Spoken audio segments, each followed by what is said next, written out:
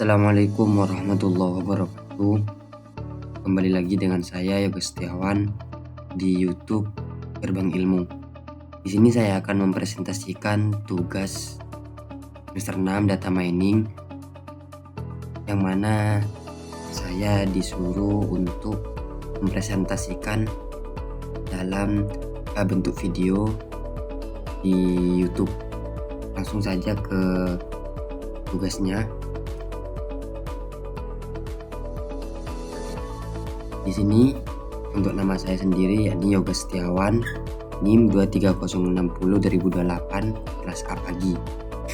Nah, untuk tugas pertama yaitu saya jelaskan dulu pendahuluannya.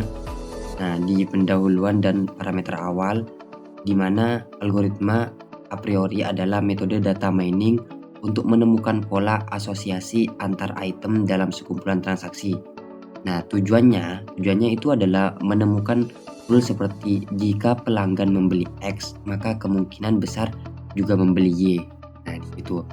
Nah, untuk parameter yang digunakan, untuk parameter ini, ini ya teman-teman ya, sampai ke sini.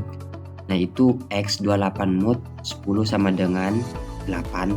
Terus ada Y mode 12 sama dengan 4 ya. Terus ada minimal support 0,45, itu artinya item harus muncul di minimal 45% transaksi. Terus juga minimal confident itu 0,6, artinya itu kekuatan rule minimal 60%. Nah, terus ada N16 transaksi baris A sampai N plus baris X ke 8 plus baris Y ke 4. Itu ya teman-teman ya. Nah, terus minimal count itu 0,45 kali 16 sama dengan 7,2 dibulatkan ke atas. Jadi countnya itu harus lebih dari sama dengan 8. Nah, seperti itu. Nah, untuk datasetnya yang kami gunakan ini, data transaksi 16 baris ini sudah sesuai soalnya teman-teman ya. Jadi kami masukkan di sini. Nah, untuk step pertama yaitu request 1 item set L1. Nah, di sini. Nah, di sini itu dijelaskan bahwa setiap item dihitung kemunculannya pada 16 transaksi. Nah, item yang memiliki count item yang memiliki count lebih besar sama dengan 8. Nah, gitu ya. Nah, itu atau support lebih besar sama dengan dinyatakan lolos dan masuk ke L1. Nah, di sini kita tinggal lihat teman-teman data yang sudah kita proses, di mana nama atau item yang kurang dari 8 ini, kalau andaikan kurang berarti tidak lolos. Nah, di sini bisa kita lihat keterangannya bahwa di permen terus sama sampo, itu tidak memenuhi kriteria. Ya, permen sama sampo itu dieliminasi lah karena tidak memenuhi minimal support. Nah, jadi seperti itu. Nah, terus step yang kedua request item L2.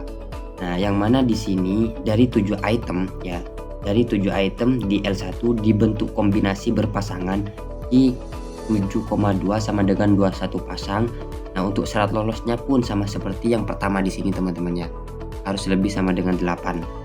Nah, di sini kita lihat di mana item yang item kedua ini yang kurang dari 8 tadi atau supportnya lebih dari sama dengan 45. Ini kita bisa lihat di sini bahwa yang tidak lolos itu ada kacang nugget ya kan. Ada kacang nugget, terus juga nugget sabun, terus juga nugget tisu. Nah, di sini ya hasil L2 itu 18 pasang lolos dieliminasi, yang dieliminasi tadi yang saya sebutkan tadi, yang 3 tadi ya teman-teman ya. Nah, terus lanjut ke step selanjutnya yaitu step pembangkitan dari 2 item set ya. Nah, ini ya teman-teman ya. Nah, itu contohnya itu seperti ini ya. Untuk rumusnya kan ini kan confident X, Y, support dan seterusnya. Nah, itu contoh perhitungannya. Misalnya ya teman-teman ya, saya contohkan air, mie, confident 0,875 per 0,9375 sama dengan 0,935 lolos. Itu ya teman-teman ya. Jadi seperti itu. Nah, semua 36 rule dari 2 item lolos Minkoff, yang mana nilainya itu 0,6, nilai terendah 0,6429. Tidak ada yang dieliminasi karena lolos dari nilai yang ditentukan. Seperti itu. Jadi tidak ada eliminasi di sini ya teman ya. Keterangannya lolos semua. Kayak di sini. Nah, seperti yang saya katakan tadi. Nah, terus untuk step 4, request 3 item, tadi kan 2. Ini kan banyak teman-teman ya. Langsung saja ya teman-teman ya, step yang keempat ini. Nah, kandidat dibentuk dari pasangannya yang ada di L2. Ya, yang ada di L2. Terus itu semua sub pasangan harus lolos L2. Nah, syaratnya itu sama yang kayak di awal tadi ya, ini harus lebih dari sama dengan 8 teman-teman ya. Nah, yang mana di sini sudah bisa kita lihat bahwa yang tidak lulus ini sudah banyak teman-teman ya. Ada 5 item yang tidak lulus teman-teman ya. Intinya dari 13 item itu lolos dari 23 kandidat, jadi hilang 4-nya. Ya, 5-nya hilang. Nah, terus kita lanjut ke step 5, yakni rule dari 3 item. Ya kan, yang ini teman-teman ya. Yang rule dari 3 item. Nah, di sini juga sama, setiap 3 item itu menghasilkan 6 kemungkinan rule. Rule-nya ini kan A, B, C, B, C, D dan seterusnya ya teman-teman ya. Nah, di sini total 13. Ini kan banyak perhitungannya teman-teman ya. Saya bentuk tabel dari penghitungannya. Itu hasilnya. Nah, dari ringkasan rule itu, dari 78 rule, sebanyak 72 rule itu lolos. Minkoff 0,6. Hanya 6 rule yang dieliminasi. Ya, air, terus roti susu. Ya, roti susu sama dengan 0,533, terus mie, kacang roti sama dengan 0,5751. Nah, situ. Yang lolos hanya sedikit teman-teman ya. Terus step analisis korelasi P. Nih. Nah, dimana di sini analisis P digunakan untuk memastikan apakah sebuah rule itu benar-benar bermakna atau hanya terjadi karena item tersebut populer atau sering muncul. Nah, rumusnya ini seperti ini ya teman-teman ya. Nah, rumusnya yang digunakan seperti ini. Nah, terus untuk tabelnya seperti ini. Ini tabel yang sudah dibuat. Kita bisa lihat. Nah, terus selanjutnya pada hasil akhir ya, bahwa kesimpulan dari P itu tersebut adalah rule paling kuat adalah air, mie. Nah, ini teman-teman ya. Terus dan nugget roti.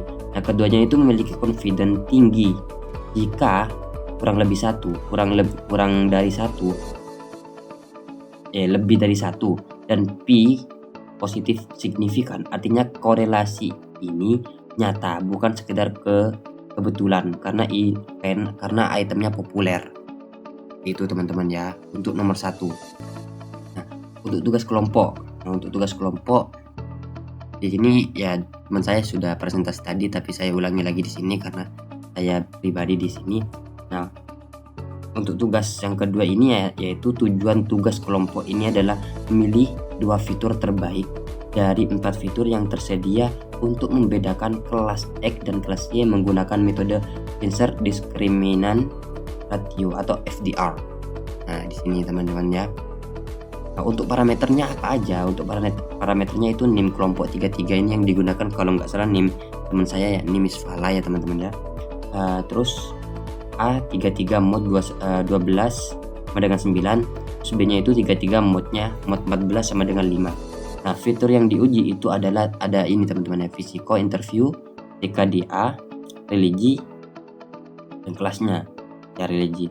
Nah, kelas X 4 data baris 1 sampai 4, kelas Y 4 data baris 5 sampai 8. Ini teman-teman ya.